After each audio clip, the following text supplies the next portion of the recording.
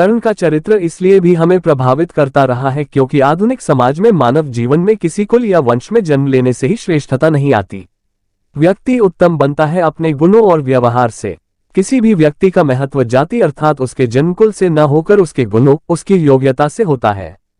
योग्यता सिद्ध करने के मूल्य को प्रतिष्ठा मिलती है। वर्तमान समय में श्रेष्ठता को सिद्ध करना इतना आसान नहीं, व्यक्तिगत गुणों व प्रतिभा से ही आगे बढ़ा जा सकता है। यही आधुनिकता का आधार स्तंभ कहा जा सकता है। कर्ण इस कारण एक ऐसा चरित्र है जो सदा समाज में अपने गुणों के आधार पर मान्यता प्राप्त करने के लिए संघर्ष करता रहा और असफल रहा। राजसी रक्त होते हुए भी उसे अपनी सही जगह नहीं मिल पाए। वो एक ऐसा चरित्र है जिसे अपने जन्म से लेकर मरण तक दुर्भाग्य का सामना करना पड़ा, लेकिन उसने संघर्ष करना नहीं छोड़ा। इसी कारण वह आज हमारे लिए न सिर्फ प्रासंगिक बल्कि अनुकरणीय बनकर उभरता है। कर्ण से क्या सीखा जा सकता है? जन्म से ही त्याज दिए एक निर्दोष की पीड़ा, दंश, आक्रोश, अवसाद, अकेलापन उसे खलनायक बनाने के लिए बहुत थे, लेकिन कर्ण अपने समकक्षों से यहाँ तक कि पांडवों से भी श्रेष्ठ दिखाई देता है। इस खंड काव्य में सबसे प्रभावी बात है कि भीष्म पितामह, अर्जुन, कर्ण जैसे महापराक्रमी विलक्षण योद्धाओं, यहाँ तक कि भगवान श्रीकृष्ण को भी मानवतुल्य बताया है। देवगुणों से भरे ये सभी महापुरुष भी परिस्थितियों के सामने उतने ही दीनहीन देखते हैं जितने कि हम और आप। सत्य की रक्षा, अधर्म का नाश करने के इस युद्ध की कथा में मानवीय भावनाओं की अभिव्यक्ति, मूल्यों के प्रति समर्पण और निष्ठा कई ऐसे उदाहरण भरे हैं जो हर युग में प्रासंगिक रहेंगे। केदारनाथ मिश्र द्वारा रचित खंडकाव्य का नायक कर्ण है। इस खंडकाव्य की संपूर्ण कहानी उसी के इर्द गिर्द घूमती है। इस खंडकाव्य में हमें कर्ण की कई चारित्रिक विशेषताओं का दर्शन होता है। कर्ण महाभारत के सर्वश्रेष्ठ धनुर्धारियों में से एक थे। कर्ण 6 पांडवों में सबसे बड़े भाई थे। भगवान परशुराम ने स्वयं कर्ण की श्रेष्ठता को स्वीकार किया था। कर्ण की वास्तविक मां कुंती थी और कर्ण और उनके 6 भाइयों के धर्मपिता महाराज पांडु थे। कर्ण के वास्तविक पिता भगवान सूर्य थे। कर्ण का जन्म पांडु और कुंती के विवाह के पहले हुआ था। कर्ण दुर्योधन का सबसे अच्छा मित्र था और महाभारत के युद्ध में वह अपने भाइयों के विरुद्ध लड़ा। कर्ण को एक आदर्श दानवीर माना जाता है क्योंकि कर्ण ने कभी भी किसी मांगने वाले को दान में कुछ भी देने से कभी भी मना नहीं किया, भले ही इसके परिणामस्वरूप उसके अपने ही प्राण संकट में क्यों न पड़ गए हों। जब अर्जुन के पिता भगवान इंद्र ने कर्ण से उसके कुंडल और दिव्य कवच मांगे और कर्ण ने दे दिए। कर्ण की छवि आज भी भारतीय जनमानस में एक ऐसे महायोद्धा की है जो जीवन भर प्रतिकूल परिस्थितियों से लड़ता रहा। कर्ण को कभी भी वह सब नहीं मिला जिसका वह वास्तविक रूप से अधिकारी था। केदारनाथ मिश्र प्रभात द्वारा रचित कर्ण नामक खंडकाव्य का नायक महाभारत का अजेय योद्धा कर्ण है। इस काव्य में कर्ण के जन्म से लेकर मृत्यु तक की प्रमुख घटनाओं का वर्णन है। कर्ण की वीरता और उसके जीवन के करुण पक्ष का वर्णन करना ही कवि का लक्ष्य है। उसके चरित्र की विशेषताएं इस प्रकार हैं। एक, जन्मतः परित्यक्ता विवाहित कुंती ने सूर्य की उपासना के फलस्वरूप सूर्य के तेजस्वी अंश को पुत्र रूप में प्राप्त किया था। कुंती द्वारा त्याग दिए जाने के कारण वह माता के स्नेह से तो वंचित न रहा, किंतु सूत पुत्र कहलाए जाने के कारण आजीवन लांछित होता रहा। यह जानकर कि वह कुंती पुत्र है जिसको उसने लोक समाज के लिए हृदय पर पत्थर रखकर त्याग दिया था, उसकी व्यथा और भी बढ़ गई। 2, सदा अपमानित वीर कर्ण समाज में सूत पुत्र के रूप में जाना गया। राजभवन में राजकुमार अर्जुन ने उसे राधेय सूत पुत्र कहकर अपमानित किया तथा स्वयंवर सभा में द्रौपदी ने मत्स्यवेद करने से रोककर उसको अपमानित किया। ऐसे अपमानों से उसका हृदय प्रतिशोध की अग्नि से जल उठा।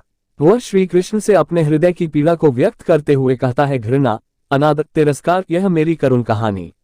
देखो सुनो कृष्ण क्या कहता, इन आंखों का पानी।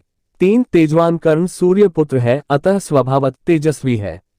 उसका कमलमुख राजकुमारों की शोभा को हरण करने वाला है। युधिष्ठिर जलांजलि सर्ग में कहते हैं, अद्वितीय था तेज और अनुपम था उनका ओस। हाय कहाँ मैं पाऊं उनका पावन चरण सरोज। कुंती उसके तेजस्वी व्यक्तित्व को देखकर विस्मित और गदगद हो गई थी। एक सूर्य था उगा गगन में ज्योतिर्मय छविमान, और दूसरा खड़ा सामने पहले का उपमान। 4, स्नेह और ममता का अभाव कर्ण जीवन भर अपनी माता, भाई और गुरुजनों का स्नेह न पा सका। उनसे उसे केवल लांछन और तिरस्कार ही मिला। उसका हृदय सदा मां की ममता पाने को तरसता रहा। वह कुंती से कहता है, यो न उपेक्षित होता मैं, यो भाग्य न मेरा सोता। स्नेहमयी जननी ने यदि रंचक भी चाहा होता। 5, अद्वितीय दानवीर कर्ण अपनी दानवीरता के लिए प्रसिद्ध था। उसने प्रण किया था कि जब तक वह अर्जुन का वध नहीं कर लेगा तब तक जो भी याचक उससे जो कुछ मांगेगा वह उसे देगा। उसके पिता सूर्य ने समझाया कि कपटी इंद्र को अपने कवच कुंडल देकर अपनी शक्ति क्षीण न करो, परंतु उसने सहर्ष इंद्र को अपने कवच कुंडल पकड़ा दिए। वह कहता है कि धरती भले ही कांप उठे, आकाश फटने लगे, किंतु कर्ण अपनी दानशीलता से कभी पीछे नहीं हट सकता, चाहे पलट जाए पल भर में महाकाल की धारा। वीर कर्ण का किंतु न झूठा हो सकता प्रण प्यारा कवच कुंडल देकर उसने स्वयं अपनी मृत्यु बुला ली, परंतु अपनी दानशीलता नहीं छोड़ी। 6 दृढ़ प्रतिज्ञ कर्ण ने जो भी प्रण किया उसे पूरा किया। अर्जुन का वध होने तक उसने दान का व्रत लिया था, जिसे उसने अपने कवच कुंडल देकर भी पूर्ण किया। कुंती को चारों भाइयों की रक्षा का वचन दिया था, उसे भी उसने युद्ध के समय में निभाया, किंतु न अपना प्रण भूले थे वीर कर्ण पल भर भी। भीम नकुल का धर्मराज का किया नवध पाकर भी साथ आत्मविश्वासी कर्ण को अपने शौर्य और पराक्रम पर अविचल आत्मविश्वास है। वह कृष्ण से, कुंती से और भीष्म से बातें करते हुए आत्मविश्वास पूर्वक अर्जुन का वध करने को कहता है।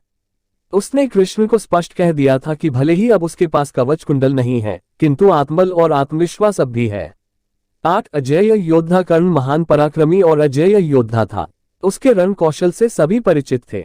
अर्जुन के वध की उसकी प्रतिज्ञा सुनकर दुर्योधन को प्रसन्नता और पांडवों को भय उत्पन्न हुआ था। इंद्र भी कर्ण के पराक्रम के कारण उसके द्वारा अर्जुन के वध की प्रतिज्ञा से चिंतित थे। कृष्ण भी कर्ण की युद्ध कुशलता से परिचित थे, अतः अर्जुन को शस्त्र कर्ण पर धर्म विरुद्ध प्रहार करने का आदेश देते हैं। कर्ण के पराक्रम तथा शौर्य की प्रशंसा शरशैया पर भीष्म पितामह भी करते हैं। 9 प्रतिशोध की भावना से भरा स्वाभिमानी और वीर कर्ण को कदम कदम पर अपमान और तिरस्कार सहना पड़ा। उसने प्रतिशोध की भावना से प्रेरित होकर द्रौपदी को निर्वस्त्र करने के लिए दुशासन को उकसाया। राजभवन में हुए अपमान के कारण ही उसने अर्जुन का वध करने का निश्चय किया। पांडवों का भाई होने पर भी प्रतिशोध की भावना ने ही उसकी स्नेह भावना को नहीं जगने दिया। 10 विवेकशील और कृतज्ञ कृष्ण ने कर्ण को पांडवों का पक्ष लेने के लिए बहुत समझाया, किंतु उसने उपकारी मित्र दुर्योधन से छल करना उचित नहीं समझा। वह दुर्योधन के उपकार को न भूलकर आजीवन उसके साथ रहता है। वह कृष्ण से कहता है, मैं कृतज्ञ हूं दुर्योधन का उपकारों से हारा। राजपाट उसके चरणों पर चुप धर दूंगा सारा।